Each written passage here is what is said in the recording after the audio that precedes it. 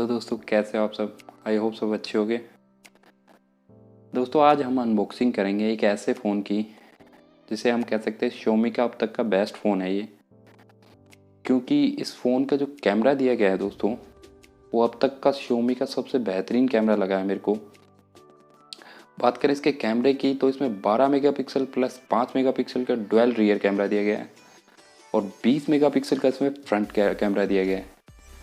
तो ये तो होगी इसके कैमरे की बात करें इसकी बैटरी की तो इसमें 4000 mAh की बैटरी दी गई है जो आपको आराम से 1.5 से 2 दिन का बैकअप देगी। और इसमें 6 इंच की फुल HD प्लस की डिस्प्ले दी गई है। 4 GB रैम और 64 GB रोम दी गई है। इसका प्राइस है 15,000 रुपये। और जो इसका दूसरा वेरिएंट है उसमें है 6 GB रैम और 64 GB रोम, उसका प्राइस है 17,000 रुपये। तो दोस्तों ये तो होगी फ़ोन के बारे में कुछ इसकी हाइलाइट्स कि फ़ोन में क्या कुछ है। अब इसकी अनबॉक्सिंग करते हैं, देखते हैं इसके कैमरा क्वालिटी कैसी है। तो स्टार्ट करते हैं दोस्तों। मेरा नाम परवीन, स्टार्ट।